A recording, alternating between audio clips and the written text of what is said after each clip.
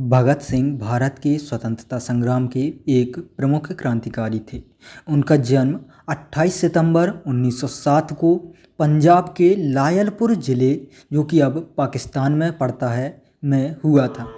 भगत सिंह के माता पिता का नाम किशन सिंह और विद्यावती कौर था। पिता किशन सिंह स्वतंत्रता संग्राम में सक्रिय रूप से भाग लेने वाले एक देशभक्त थे।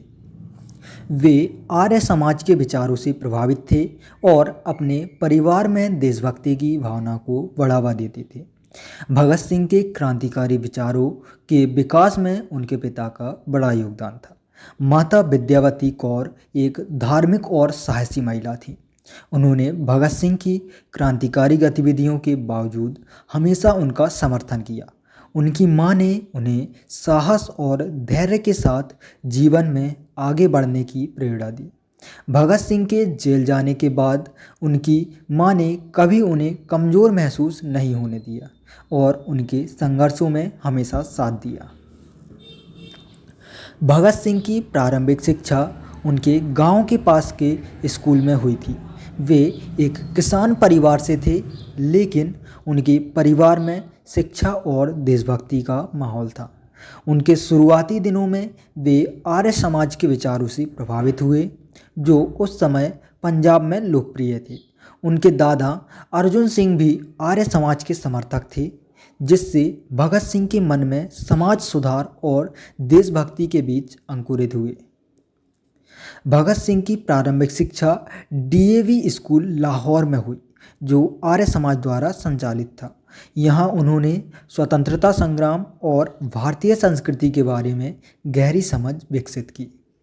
बचपन से ही भगत सिंह ने भारतीय स्वतंत्रता संग्राम के प्रति गहरी रुचि दिखाई और स्कूल के समय में वे ब्रिटिश सरकार के खिलाफ आंदोलनकारी गतिविधियों में दिलचस्पी लेने लगे थे। भगत सिंह ने कई क्रांतिकारी गतिविधियों में भाग लिया और उनकी विचारधारा समाजवादी थी।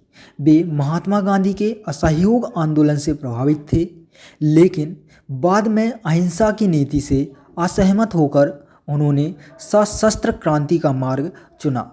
उन्होंने हिंदुस्तान सोशलिस्ट रिपब्लिकन एसोसिएशन के साथ जुड़कर ब्रिटिश शासन के खिलाफ कई आंदोलनों को संगठित किया।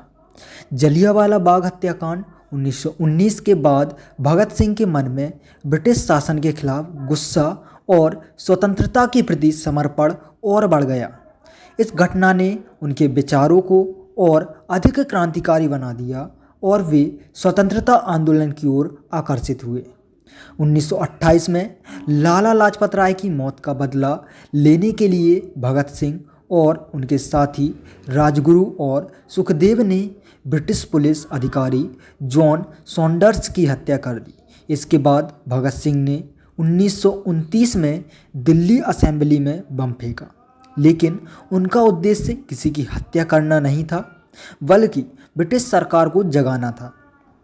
उन्होंने इस घटना के बाद आत्मसमर्पण कर दिया और जेल में रहते हुए कई लेख और पत्र लिखे। भगत सिंह को 23 मार्च 1931 को सुखदेव और राजगुरु के साथ फांसी दी गई। उनकी शहादत ने भारतीय युवाओं को स्वतंत्रता संग्राम में शामिल होने के लिए प्रेरित किया और वे भारतीय इतिहास में एक अमर क्रांतिकारी बन गए। भगत सिंह का जीवन और विचारधारा आज भी युवाओं के लिए प्रेरणा का स्रोत है। वे न केवल एक स्वतंत्रता सेनानी थे, बल्कि एक विचारक और लेखक भी थे, जिन्होंने स्वतंत्रता के साथ साथ समाज में समानता और न्याय का सपना देखा।